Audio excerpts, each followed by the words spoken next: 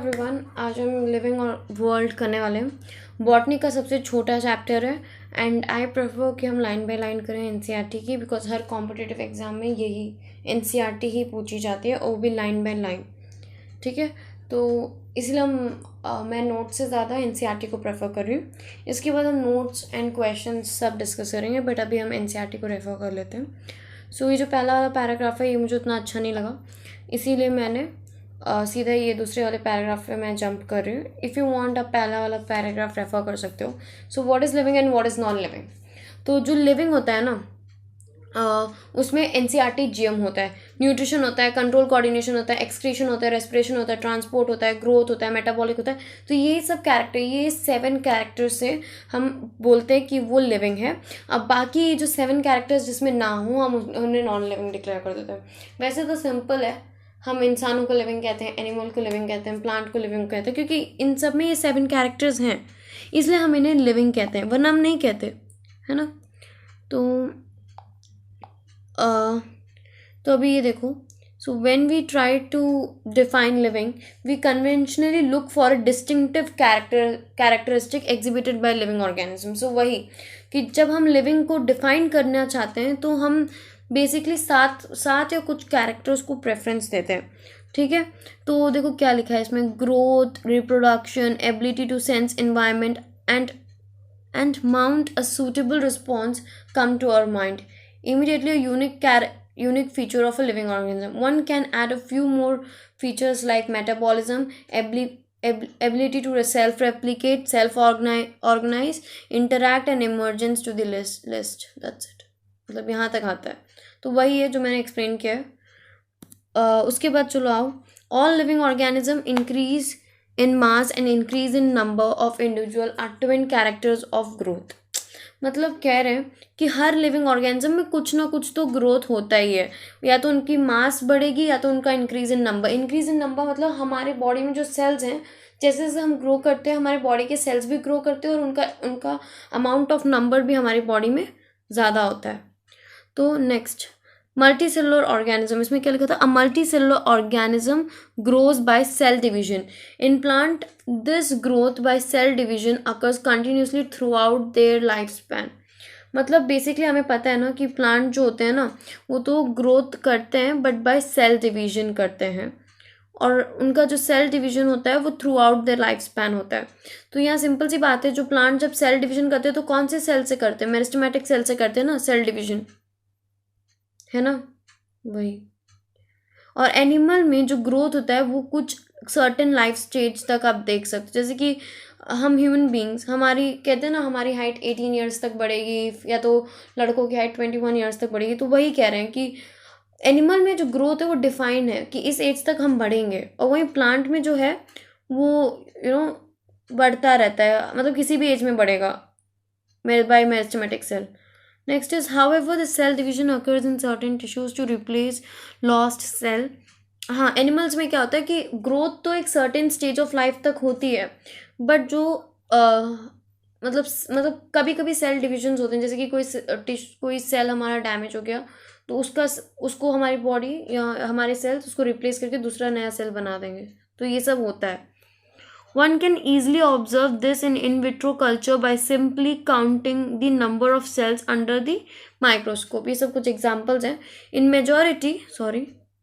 majority of higher animals and plant, growth and reproduction are mutually exclusive event। मतलब एक special event है, मतलब ज़्यादातर प्लांट एंड एनिमल में जो ग्रोथ है और रिप्रोडक्शन है एक एक्सक्लूसिव इवेंट होता है। ठीक है, so one must remember that increase in mass. So पहला कैरेक्टरिस्टिक, हम ग्रोथ के बारे में पढ़ रहे हैं, मैंने बताया था ना 7 कैरेक्टरिस्टिक होते हैं NCERT GM, nutrition, control coordination, excretion, respiration, transportation, growth, metabolism. अच्छा, मेटाबॉलिज्म भी ना 2 टाइप के होते हैं, कैटाबॉलिज्म एंड एनाबॉलिज्म। सो अभी तक हमने क्या पढ़ा कि जो प्लांट होते हैं उसमें जो ग्रोथ होती है वो बाय सेल डिवीजन होती है, और प्लांट में जो सेल डिवीजन होता है वो उनकी पूरी लाइफ स्पैन तक होता है। ठीक है, तो ये हमने पढ़ा था। और एनिमल में जो ग्रोथ होती है वो कुछ स्टेज तक ही होती है, एक स्पेसिफिक स्टेज तक। हाँ, बट ये भी हमने पढ़ा है कि देखो, however the cell division However, the cell division can occur to replace the lost cell. तो ये हमने पढ़ा है, ठीक है। और ज़्यादातर हायर एनिमल्स एंड प्लांट में ग्रोथ एंड रिप्रोडक्शन एक एक्सक्लूसिव इवेंट है, ये हमने पढ़ा है। तो one must remember the increase in body mass is considered as growth, ठीक है। तो हमें ये चीज़ याद रखनी है कि इंक्रीज इन बॉडी मास को हम ग्रोथ को मतलब इंक्रीज इन बॉडी मास मतलब वेट गेन करना और हाइट को हम ग्रोथ कंसीडर करते हैं। Non living object also grow if we take increase in body mass criteria. मतलब इसमें ना एक एग्जाम्पल याद रखो, जैसे कि रेगिस्तान होते हैं ना, तो उसमें क्या होती है, जब वो तेज़ हवा चलती है तो सैंड ड्यून्स का ढेर बन जाता है, तो उसको भी हम ग्रोथ ही कंसीडर करते हैं। बट वो जो ग्रोथ होती है वो इंटरनल नहीं होती है। हम ह्यूमन बीइंग में जो ग्रोथ है वो इंटरनल है, इसीलिए हम ह्यूमन बीइंग्स की ग्रोथ को कंसीडर करते हैं, ग्रोथ को as a living character consider करते हैं। वहीं जो नॉन लिविंग है उनमें जो ग्रोथ होती है वो इंटरनल नहीं होती है, बिकॉज हमें पता है नॉन लिविंग लिविंग नहीं है, राइट। तो अभी देखो यहाँ एग्जाम्पल है, non living object also grow if we take increase in mass a body criteria for growth. So non-living object also grow if we take increase in body mass as a criteria for growth. Mountains, boulder and sand mounds do grow. However, this kind of growth exhibited by non-living object is by accumulation of material on the surface. In living organism, growth is from inside. Growth therefore cannot be taken as a defining property of living organism. So growth therefore cannot be taken as a defining property of living organism। ये बहुत important line है। देखो कभी कभी किसी exam में पूछ लिया कि लाइक असर्शन एंड रीजनिंग में कि you have studied growth in your living organism chapter, क्या ग्रोथ एक डिफाइनिंग प्रॉपर्टी है या नहीं। अगर ये पूछ लिया तो आपको आंसर लिखना है no, growth is not a defining property, growth is not a defining property, ये लिखना है, ये याद रखना है, ठीक है। Growth is not a defining property of living organism. Next under it can be observe. तो चलो इधर आओ, रिप्रोडक्शन। तो पहले हमने ग्रोथ के बारे में पढ़ा। ग्रोथ में हमने पढ़ा कि जो प्लांट होते हैं उनमें ग्रोथ होता है बाय सेल डिवीजन, और वो cell division throughout the life चलता है। वो एनिमल में सर्टेन स्टेज में होता है, और बट एनिमल में सेल डिवीजन होता है बट एक occurs in a certain tissues to replace the lost cell। मतलब होता है सेल डिवीजन, पूरा ग्रोथ होने के बाद भी सेल डिवीजन होता है, बट तब होते हैं जब कोई टिश्यू या सेल या डैमेज हो जाए, तब उस लॉस्ट सेल को रिप्लेस करने के लिए सेल डिवीजन होता है। तो यहाँ तक हमने पढ़ा। अब हम सेकेंड कैरेक्टरिस्टिक रिप्रोडक्शन पे चलते हैं। सो ये याद रखना, growth therefore can not be taken as a defining property of living organism. It is not a defining property, but हम इसको कंसीडर कर सकते हैं, क्योंकि ग्रोथ ह्यूमन बीइंग या लिविंग ऑर्गेनिजम्स में होता है, ग्रोथ ज़रूरी है, होता है, ग्रोथ कंसीडर कर सकते हैं, बट ये एक प्रॉपर डिफाइनिंग प्रॉपर्टी नहीं है। Next, reproduction likewise is a characteristic of living organism. In a multicellular organism, reproduction refers to the production of progeny, possessing of each of। अरे यार वही बोल रहे हैं। देखो ह्यूमन्स में क्या होता है, ह्यूमन्स में क्या होता है, हम जो हैं, मतलब हम क्या अपने माँ बाप के क्लोन्स हैं? नहीं ना, हम थोड़े लेस सिमिलर होते हैं अपने पेरेंट्स के कंपेयर में। अपने पेरेंट्स से आप कंपेयर करोगे तो आप आधा उनसे मैच हो गया, आधा नहीं हो गया, आधा अपने दादा दादी से मैच हो गए, ऐसा होता है।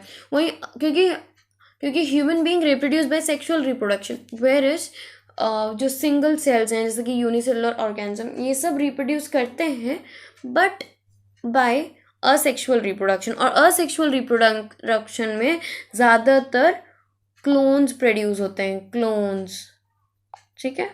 असेक्सुअल रिप्रोडक्शन में ज़्यादातर क्लोन्स प्रोड्यूस होते हैं, तो याद रखना।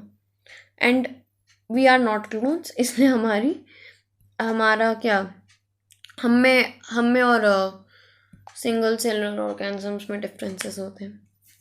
उसके बाद क्या याद रखना है, चलो, invariably and implicitly we refer to sexual organism reproduce by asexual means. So ये सब याद रखो। अभी असेक्सुअल रिप्रोडक्शन, तो यही अभी हमने रिप्रोडक्शन में सबसे पहले क्या पढ़ा, multi cellular organism. Multi cellular organisms में ज़्यादातर सेक्सुअल रिप्रोडक्शन होता है, तभी हम लोगों में क्या होता है, हम लोगों में चेंजेस होते हैं।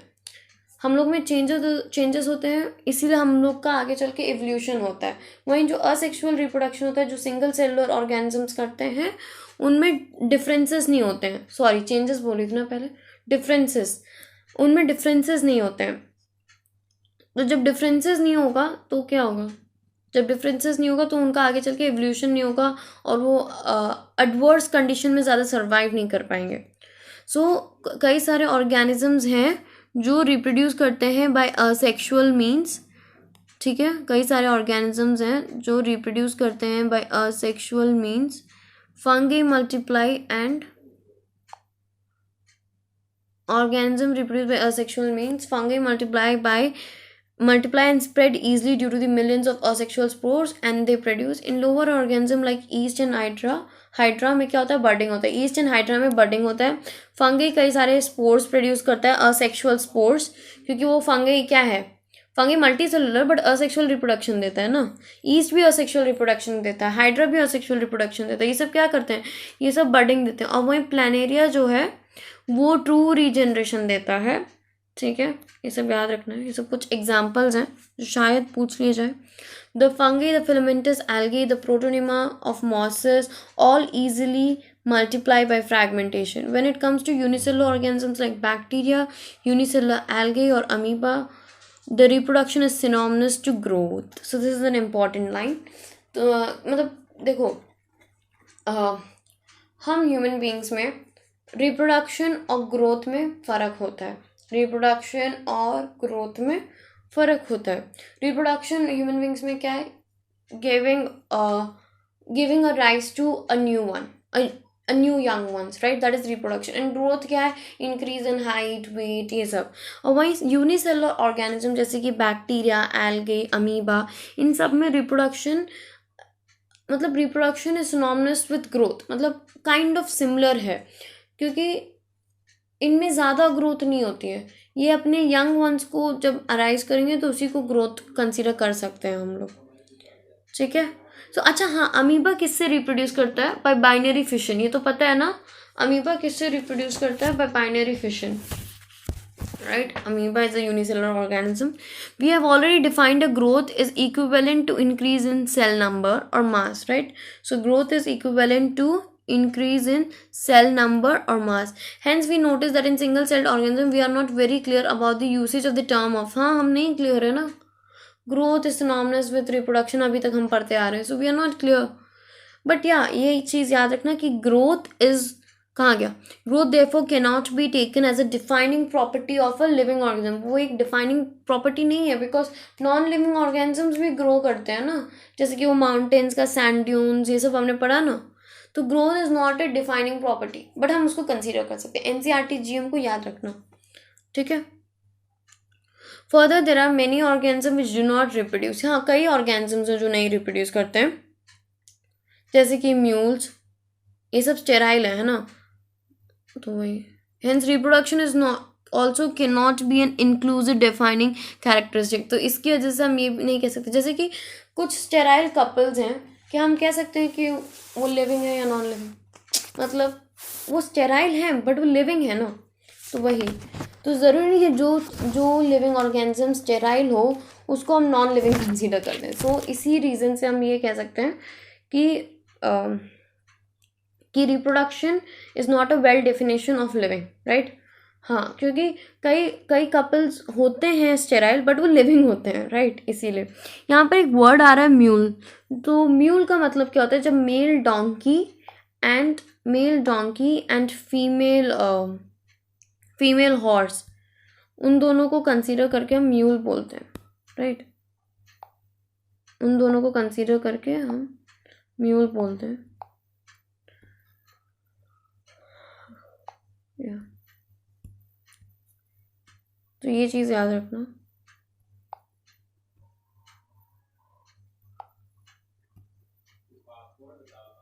So another characteristic of living, तो अब हम चलते हैं मेटाबॉलिज्म पे। तो ये समझ गए ना कि reproduction is not the correct definition of living, right. Reproduction is not the correct definition of living because कई लिविंग ऑर्गेनिज्म होते हैं जिंदा बट वो रिप्रोड्यूस नहीं करते, तो डजेंट मीन कि वो नॉन लिविंग है या जिंदा ही नहीं है।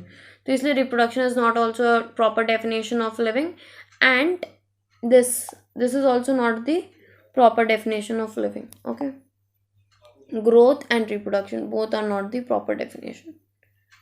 Growth and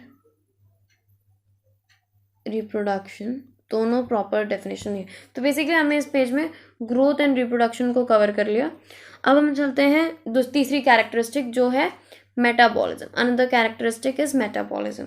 so all living organism are made up of chemicals. हमें पता है, हाँ, सारे लिविंग ऑर्गेनिजम्स केमिकल्स के बने होते हैं, right? The chemicals are small and big, belonging to various classes, size, functions, etc., are constantly being made and changed into some other biomolecules. These conversions are chemical reactions or metabolic reactions. Metabolic reactions मतलब क्या है? जो हज़ारों reactions हमारे body में चल रही हैं, और तो उसी को हम मतलब हज़ारों reactions, हज़ारों chemical reactions जो हमारी बॉडी में होती हैं और थोड़ी necessary होती हैं, important होती हैं, उन्हीं को metabolic reactions कहते हैं। और metabolic reactions mostly human beings में ही होती है। ह्यूमन बींग्स कह रहे हो, सारे लिविंग ऑर्गेनिजम्स में होती है, नॉन लिविंग ऑर्गेनिजम्स में नहीं होती है, राइट? तो unicell all plants and animal fungi and microbes exhibit metabolism. तो सारे प्लांट, एनिमल, फंगी, माइक्रोब्स मतलब जो भी लिविंग्स हैं वो सब मेटाबॉलिज्म। और ये देखो, ये मेटाबॉलिज्म की डेफिनेशन ये है, the sum of total of all the chemical reactions occurring in our body is metabolism. तो ये यहाँ तक डेफिनेशन है। इस बार the sum of total of all the chemical reactions occurring in our body is metabolism. No non living organism exhibit metabolism. So देखो, non living में बिल्कुल मेटाबॉलिज्म होती ही नहीं है, कोई केमिकल रिएक्शंस होती नहीं है। तो basically this is the proper definition of living organism. मतलब मेटाबॉलिज्म एक प्रॉपर डिफाइनिंग प्रॉपर्टी है कि ये बता सकता है कि ये लिविंग है, ये नॉन लिविंग है, ठीक है? तो this is the proper defining property, ठीक है? Metabolic reaction can be demonstrated outside the body in a cell free system. An isolated metabolic reactions outside the body of an organism performed in it. तो कुछ metabolic activities हैं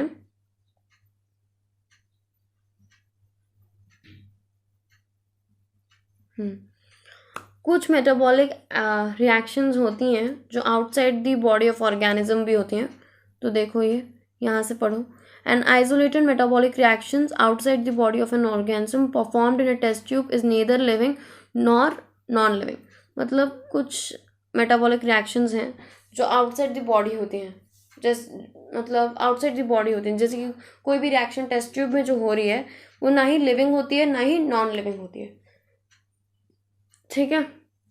तो कुछ metabolic reactions test tube में जो होती हैं वो ना ही लिविंग होती है ना ही नॉन लिविंग होती है। Hence while metabolism is a defining, so हम कह सकते हैं ना कि मेटाबॉलिज्म सिर्फ लिविंग में होती है, मेटाबॉलिज्म सिर्फ लिविंग ऑर्गेनिज्म होती है, नॉन लिविंग में नहीं होती। तो metabolism is a defining feature of all the living organism without the exception isolated metabolic reaction in vitro are not living thing but surely a living reaction. So this is also an important, right? So metabolic reaction जो in vitro fertilizations में जो होती हैं, kind of test tube baby वगैरह, ये सब reactions क्या होते हैं? लिविंग रिएक्शंस होती हैं। और जो रिएक्शंस देखो यहाँ पर लिखा है, an isolated metabolic reaction outside the body of an organism performed in a test tube. जो टेस्ट ट्यूब में होती है नॉर्मल रिएक्शन, ना ही लिविंग होती है ना ही नॉन लिविंग होती है।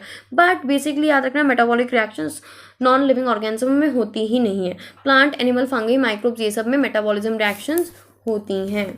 सो what is metabolic reaction? The sum of total of all chemical reaction occurring in our body is metabolism.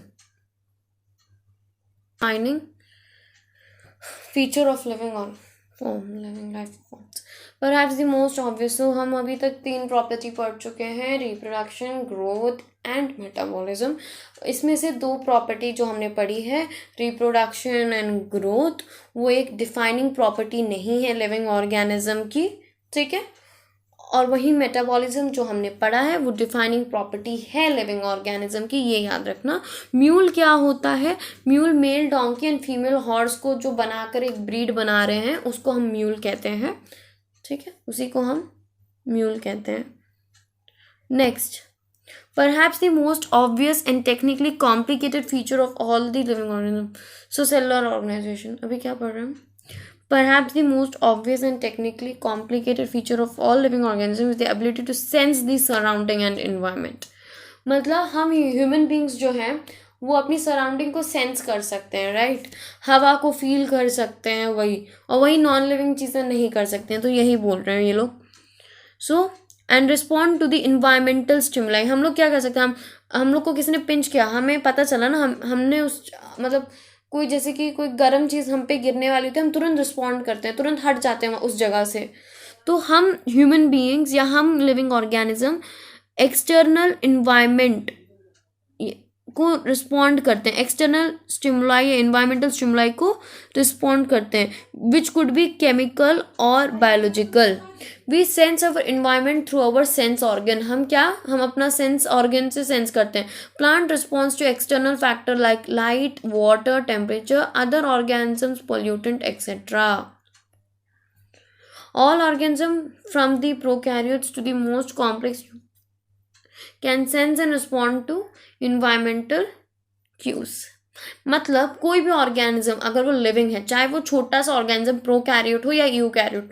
अच्छा, what is the difference between prokaryote and eukaryote? Prokaryote में क्या होता है, जो न्यूक्लियाई एक सेकेंड, जो उसका जो न्यूक्लियर एनवेलप या न्यूक्लियाई का जो प्रोडक्ट होता है वो वेल डिफाइंड नहीं होता है.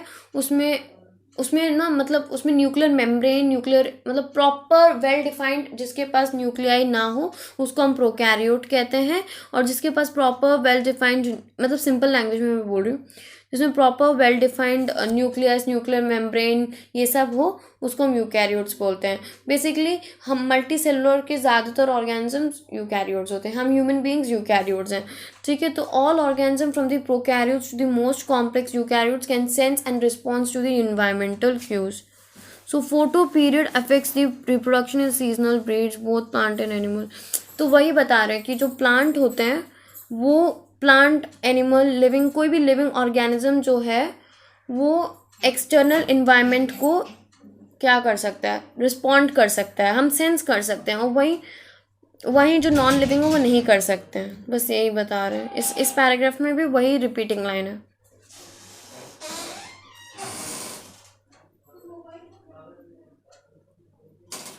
So that's it. So the final line जिसको हम कंक्लूड करेंगे कि human being is the only organism who is aware of himself, has self consciousness. तो अगर आप ह्यूमन बीइंग हो तो आप में सेल्फ कॉन्शियसनेस बिल्कुल होगा.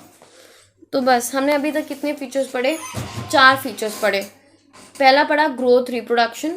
ग्रोथ रिप्रोडक्शन एक डिफाइनिंग प्रॉपर्टी नहीं है लिविंग ऑर्गेनिज्म की, क्योंकि ग्रोथ आके नॉन लिविंग चीज़ों में भी होता है, ठीक है. ग्रोथ रिप्रोडक्शन एंड उसके बाद हमने पढ़ा मेटाबॉलिज्म. मेटाबॉलिज्म में क्या, व्हाट इज मेटाबॉलिज्म? वही जो लाइन में अंडरलाइन की है, the sum of total of all chemical reaction occurring in our body is metabolism. जितने भी केमिकल रिएक्शंस हमारी बॉडी में हो रहे हैं वो मेटाबॉलिज्म होते हैं. No non living object exhibit metabolism, ठीक है. कोई भी नॉन लिविंग ऑब्जेक्ट में मेटाबॉलिज्म नहीं होता है, ठीक है. और वो जो इन विट्रो फर्टिलाइजेशन या जो इस इन विट्रो में जो मेटाबॉलिक रिएक्शन है वो लिविंग तो नहीं है, बट वो लिविंग रिएक्शन ज़रूर है. और जो टेस्ट ट्यूब में जो रिएक्शन होता है वो ना ही लिविंग होता है ना ही नॉन लिविंग होता है. तो ये सब याद रखना. तो ग्रोथ एंड रिप्रोडक्शन क्या है? डिफाइनिंग प्रॉपर्टी नहीं है. मेटाबॉलिज्म डिफाइनिंग प्रॉपर्टी है. और सेंसिंग द इन्वायरमेंट एक डिफाइनिंग प्रॉपर्टी है. हम जो भी इंसान जिंदा है, जो लिविंग है, वो सब सेंस कर सकते हैं, और जो नॉन लिविंग है वो सेंस नहीं कर सकते. बस यही है. और उसके एग्जाम्पल्स हैं. एग्जाम्पल्स में क्या क्या है कि plant response to the external factors, मतलब प्लांट रिस्पॉन्ड करता है ना, लाइट, पानी, टेम्परेचर, ये सब के लिए रिस्पॉन्ड करता है. और कोई भी ऑर्गेनिज्म, एक एग्जाम्पल पे एग्जाम्पल है, बट बेसिक सिंपल वर्ड्स में मैंने ख़त्म कर दिया. तो all organism from prokaryotes to eukaryotes, I mean prokaryotes to eukaryotes, like complex eukaryotes. हम ह्यूमन बींग्स क्या हैं? यूकैरियोट्स हैं. क्यों? हमारे में वेल डिफाइंड न्यूक्लियाई के चीज़ें हैं, न्यूक्लियाई के प्रोडक्ट्स हैं, मतलब न्यूक्लियर मेम्ब्रेन वगैरह सब परफेक्ट है. और वहीं जो प्रोकैरियोट्स होते हैं उसमें वेल डिफाइंड न्यूक्लियाई नहीं होता है, ये सब होता है, ठीक है. Nuclear proper well defined nuclear membrane ये सब नहीं होता है. प्रोकैरियोट्स में और वहीं यूकैरियोट्स में होते हैं, ठीक है। तो जो चाहे कोई भी हो, चाहे प्रोकैरियोट हो चाहे यूकैरियोट हो, वो इन्वायरमेंटल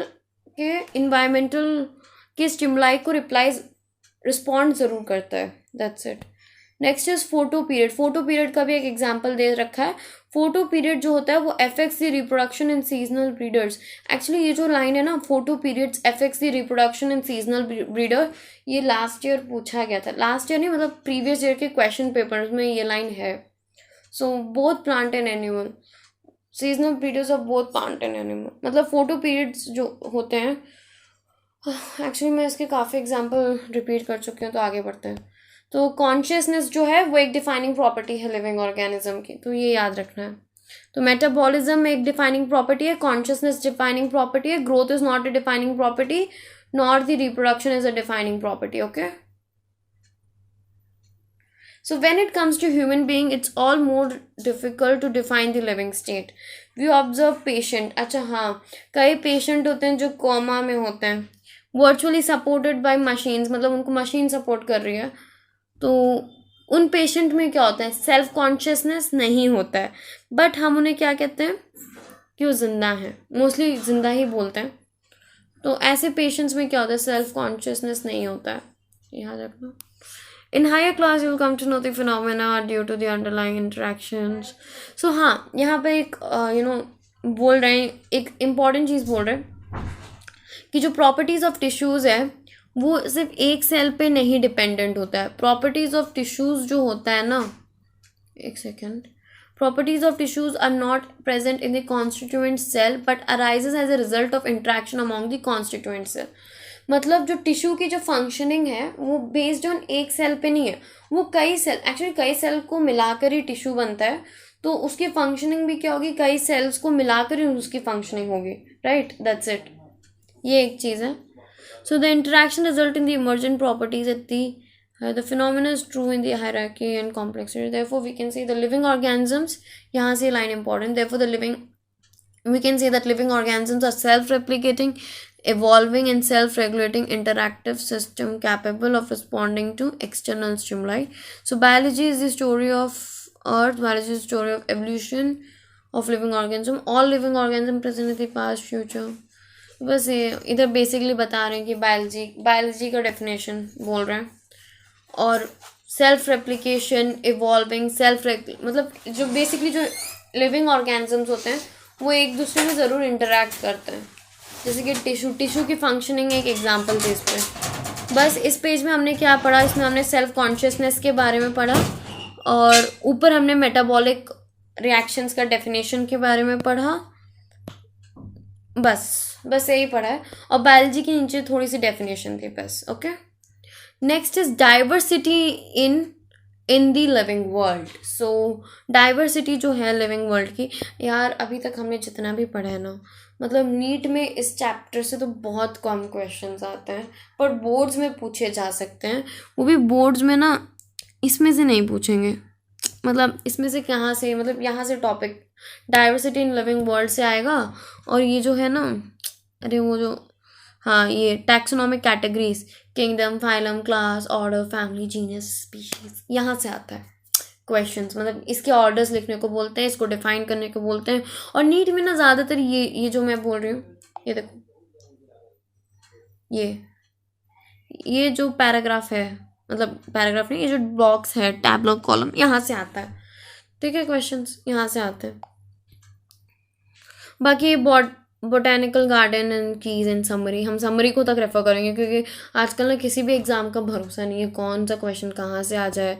कई लोग तो मॉड्यूल्स पढ़ते हैं, यार module is a stupid plan, मतलब बिल्कुल नहीं, मॉड्यूल मत रेफर करो, मॉड्यूल के क्वेश्चन रेफर करो, हाँ करो, बट थोड़ा बहुत करो, पूरा मॉड्यूल पे रिलाई मत हो जाना, और किसी भी टेस्ट सीरीज पे रिलाई मत हो जाना। अच्छा चलो, come to the point. Diversity in the living world. If you look around, you will see a large varieties of living organism, be it potted plant, insect, birds, your pets, or other animals and plant. There are also several organisms that you cannot see with your naked eye, but there are, okay, चलो छोड़ो, यहाँ से important है, the number of species, ये याद रखना होता है, The number of species that are known and described range between 1.7 to 1.8 millions. This refers to the biodiversity or the number of type of organism present on the earth. So बस यहाँ तक important है. उसके बाद as stated earlier, there are millions of plant and animal in the world. Okay, so यहाँ से आओ. Hence, there is a need to standardize the naming of living organisms such that a particular organism is known by the same name all over the world. मतलब देखो हम सबके अलग, हमने nomenclature establish ही क्यों किया, ताकि हर जगह एक ही नाम से हर जगह उस चीज़ की पहचान हो सके. ठीक है, इसीलिए नॉमेनक्लेचर मतलब एक कॉमन सा नाम जो हर कंट्री हर स्टेट में बोला जाए और हर कंट्री हर स्टेट को वही नाम पता हो, ताकि आप वहाँ पर जाके इजीली उस चीज़ को ढूंढ सको. राइट, इसीलिए so the name of a living organism such that particular organism is known by the same name all over the world. The process is called nomenclature. Now, what is identification? So, know to what organism name is attached to. मतलब कौन से organism से कौन सा नाम है attached, उसको कहते हैं identification. In order to facilitate the study of number of scientists have established the procedure to assign a scientific name to each known organism. ताकि हम उस organism के बारे में पढ़ सकें. ठीक है, नॉमेनक्लेचर क्या है? Same name all over the world, उसको हम नॉमेनक्लेचर करते हैं. आइडेंटिफिकेशन के वर्ड से आपको पता चलता है कि व्हाट इज आइडेंटिफिकेशन. ठीक है, और साइंटिस्ट ने नॉमेनक्लेचर, आइडेंटिफिकेशन ये सब क्यों बनाया था? ताकि हम उस ऑर्गेनिज्म को इजीली पढ़ सकें. ठीक है, इसीलिए in order to facilitate the study number of scientists have established the procedure to assign a scientific name. उसको साइंटिफिक नाम देने की क्या ज़रूरत है? ताकि हम उसको आराम से पढ़ सकें. कैसे आराम से पढ़ सकेंगे? हर जगह हर चीज़ की अलग अलग नाम होती है, अलग अलग भाषाएं हैं. तो जब एक ही नाम होगा नॉमेनक्लेचर के बदौलत, एक ही नाम होगा या एक ही साइंटिफिक नेम होगा, तो आप उसको आइडेंटिफाई इजीली कर लोगे, हर जगह उसी नाम से रिकॉग्नाइज कर लोगे. समझ रहे ना? वही यार, easy. This is acceptable to the biologists all over the world. ठीक है, नेक्स्ट. तो ICBN का फुल फॉर्म कई बार पूछा जाता है. What is ICBN? International code मतलब पूछा नहीं जाता, मतलब आपको पता होना चाहिए, क्योंकि ICBN करके शॉर्ट फॉर्म दे देंगे. जब हम क्वेश्चंस करेंगे ना, तब पता चल जाएगा कि कहाँ से क्वेश्चंस आ रहे हैं, कहाँ से नहीं आ रहे हैं. बट जहाँ से मैंने मोस्टली अंडरलाइन किया है वहाँ से ही पूछते हैं ज़्यादातर. ठीक है, तो international code for botanical nomenclature, ICBN, याद रखना. तो ये प्लांट्स को मतलब फॉर प्लांट साइंटिफिक नेम के लिए international code of botanical nomenclature का यूज़ किया जाता है. और एनिमल को नाम देने के लिए international code of zoological nomenclature use किया जाता है. ठीक है, the scientific name ensures that each organism has only one name. क्या है, एक ही नाम होगा तो आप इजीली आइडेंटिफाई कर लोगे, चाहे कहीं भी जाओ.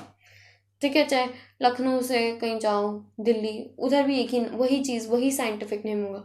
दिल्ली से लंदन चले जाओ, वही साइंटिफिक नेम. सो साइंटिफिक नेम से आप इजीली इंश्योर कर सकते हो उस ऑर्गेनिज्म को. Scientific name ensure that each organism has only one name. Okay, next, biologists follow universally accepted principle to provide scientific name to the known organism. Each name has the two component, generic and specific epithet. This system is providing a name with a two component is called binomial nomenclature. मतलब देखो, जैसे कि Mangifera indica, जब Mangifera indica होता है, जो Mangifera होता है वो क्या होता है? वो जीनस होता है. और जो इंडिका होता है वो क्या होता है? Specific epithet. ठीक है, तो इन दोनों को मिलाकर जो नाम है, उन दोनों कंपोनेंट को हम कहते हैं बायनॉमियल नॉमेनक्लेचर. उन दोनों कंपोनेंट को हम कहते हैं बायनॉमियल नॉमेनक्लेचर. सॉरी, ज़्यादा ड्राइंग बना दी मैंने. ठीक है, उन दोनों को मिलाकर हम कहते हैं बायनॉमियल नॉमेनक्लेचर. ओके, तो जेनेरिक होता है और स्पेसिफिक एपिथेट होता है. ठीक है, अब दिस नेमिंग सिस्टम किसने दिया था? सबसे इंपॉर्टेंट चीज़, कैरोलस लिनियस. ठीक है, is being practised by biologist all over the world. This naming system using a 2-word format was found in a convenient. ठीक है, सो बायोलॉजिस्ट ने क्या, बोटानिकल ICBN का फुल फॉर्म याद रखना है. इसमें इंपॉर्टेंट चीज़ ICBN ICBN का नाम याद रखना है, international code of botanical nomenclature. ICZN का नाम रखना है, international code of zoological nomenclature. ये सब चीज़ें याद रखनी होती हैं, ठीक है। ठीक है, और ये जो स्पीशीज़ है ना 1.7 to 1.8 मिलियन, ये वाला लाइन याद रखना है इसमें, ठीक है। ये दोनों इंपॉर्टेंट है। और नॉमेनक्लेचर क्या होता है? नेमिंग, एक same name all over the world, ऐसा नाम दे दें उसको नॉमेनक्लेचर कहा जाता है। आइडेंटिफिकेशन उसी के लिए ICBN ICZN। और ये नेमिंग सिस्टम किसने दिया था? कैरोलस लिनियस ने दिया था, ठीक है। हो गया। सो वही मैंने बोला ना, providing scientific name better. The scientific name of mango क्या है? Mangifera indica. और उसको हम ऐसे लिखते हैं, हमेशा याद रखना, जीनस को कैपिटल लेटर में लिखते हैं और स्पीशीज़ को स्मॉल लेटर में लिखते हैं, ठीक है।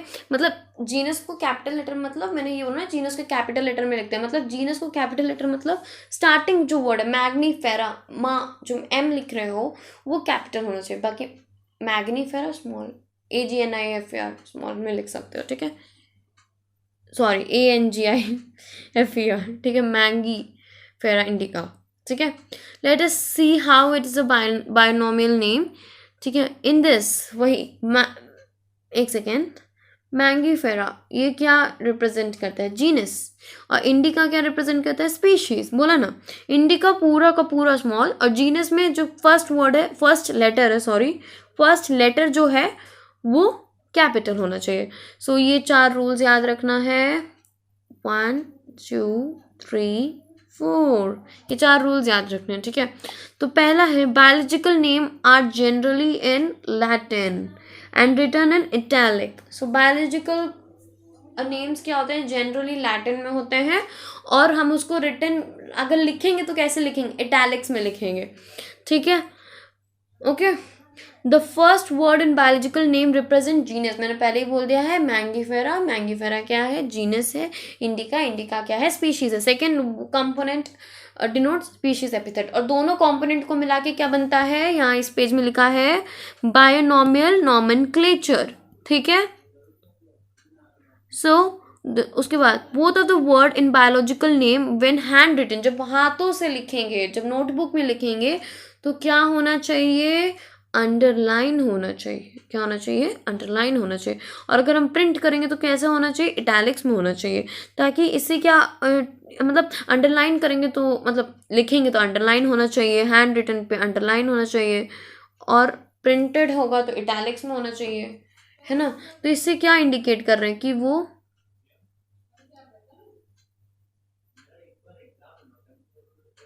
when handwritten are underlined or printed in italics to indicate that they are Latin in origin, ठीक है। तो समझ गए। तो पहले क्या 3 रूल्स याद रखना है। बायोलॉजिकल नेम जनरली लैटिन में होते हैं और आर जनरली इन लैटिन, पर जब लिखेंगे तो इटैलिक्स में लिखेंगे।